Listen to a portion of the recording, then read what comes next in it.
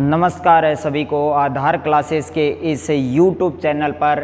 आज मैं आपके सामने एक आई फ्लू जो कि समस्या वर्तमान के समाज के अंदर हर एक व्यक्ति के अंदर देखी जा रही है।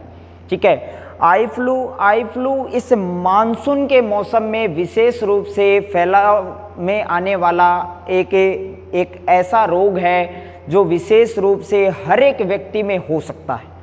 ठीक है, वर्तमान में ये समस्या घर घर ये फैल रही है। आज इसी के बारे में थोड़ी चर्चा हम कर लेते हैं। तो मित्रों देखो, अगर हम बात करें कि आई फ्लू, इसी को हम क्या कह सकते हैं, आंखों का एक इन्फेक्शन है। इन्फेक्शन का मतलब सीधी सी बात है कि एक व्यक्ति से दूसरे व्यक्ति में ये फैल सकता है।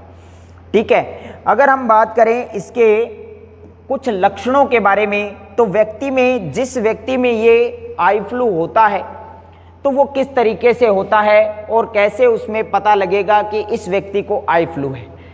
कंजक्टिवा में सूजन। देखो, कंजक्टिवा क्या होती है? आंखों की जो ऊपर की जो परत होती है, वो जो त्वचा की सबसे पतली परत होती है, वो कंजक्टिवा होती है।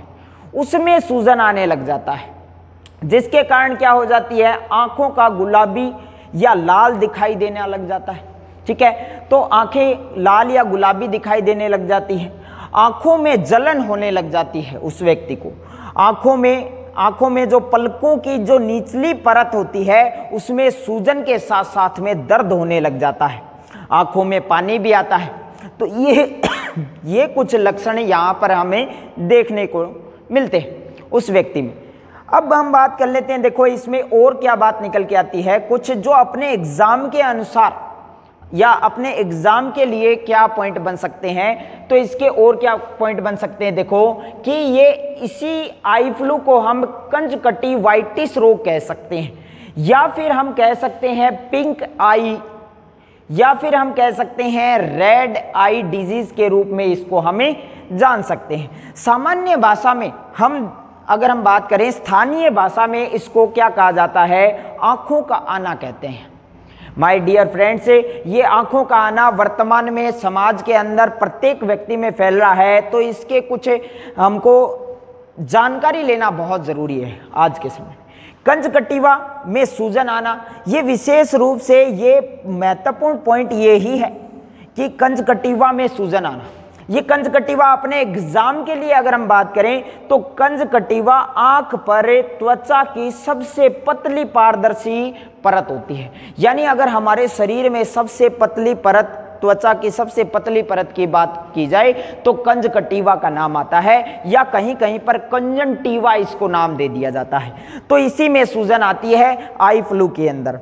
फिर अगर आप पूछोगे कि इसके क्या कारण हो सकते हैं, कि किस कारण से ये आई फ्लू आती है एक व्यक्ति में, तो देखो सबसे पहली बात, इन चीज़ों को अगर आप जान लोगे तो आप इससे बचाव भी कर सकोगे। देखो, आई फ्लू का कारण क्या होता है आने का, कि दूषित हवा के संपर्क में आने पर, या किसी ऐसे व्यक्ति के स्पर्श या संपर्क में आने पर जो पहले से ही उसे आई फ्लू का पेशेंट है, उस व्यक्ति के स्पर्श होने पर होता है।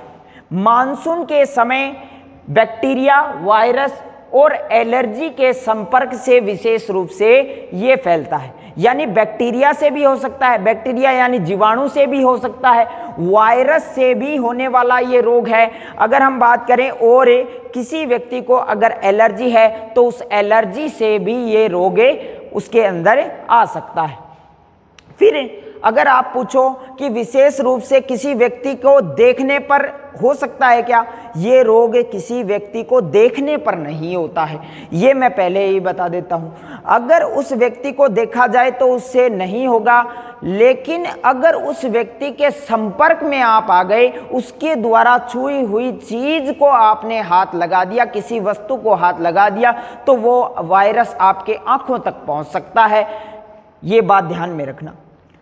दूषित हाथों को मुंह या आंखों को छूना, ये भी एक मुख्य लक्षण है। दूषित कपड़े से मुंह या आंखों को पोंछना, ये भी इसका एक कारण बनता है। मानसून का समय है और इस समय तेजी से बैक्टीरिया और वायरस फैलते हैं, ये बात ध्यान में रखना। अगर हम बात करें दोस्तों कि फ्लू, जो आई फ्लू है वो किसमें हो सकता है, तो हर आयु वर्ग के व्यक्ति के अंदर ये हो सकता है। माय डियर फ्रेंड्स, ज्यादा रिस्क किस में होती है, ज्यादा रिस्क होती है बच्चों में, एलर्जी का कोई पेशेंट है उसमें, किसी बुजुर्ग में, या फिर हम कह सकते हैं कि कमजोर रोग प्रतिरोधक क्षमता वाला कोई भी व्यक्ति हो तो उसमें विशेष रूप से आई फ्लू तेजी से फैल सकता है। फिर अगर हम बात करें कि इसका इलाज क्या होगा, अगर आप पूछते हो मेरे से कि फिर इसका इलाज क्या होगा, कि कैसे इससे बचा जाए, या किसी व्यक्ति को ये हो चुका है तो उसको क्या इलाज करना चाहिए, तो देखो ये अपने इलाज है। अगर हम बात करें, खुजली आने पर बार बार हाथ नहीं लगाना चाहिए, ठीक है, बार बार हाथ लगाने से बचें। फिर इसके बाद में पेशेंट द्वारा इस्तेमाल की जाने वाली वस्तुएं अलग और साफ होनी चाहिए, यानी कोई और व्यक्ति उसको छू ना ले या किसी और व्यक्ति के द्वारा उसका उपयोग ना हो। इस चीज को हम बोलते हैं आइसोलेट। आइसोलेट यानी उसको परिवार के सदस्यों से थोड़ा अलग करके रखें, ठीक है। डॉक्टर द्वारा या चिकित्सक द्वारा दी गई आई ड्रॉप का सही कोर्स लेना चाहिए, का सही कोर्स लेना चाहिए। जो डॉक्टर ने आपको बताया है कि इस दवाई को, आई ड्रॉप को कितने कितने समय में डालना है, वो निभा करके उसको समय समय पर उसका उपयोग करना चाहिए। फिर हम बात करते हैं आंखों के आगे चश्मे का उपयोग करें ताकि आप बार बार अपने आंखों को हाथ लगाने से बचें। और अंत में जो सभी रोगों का एक तोड़ है, साफ सफाई का ध्यान रखें।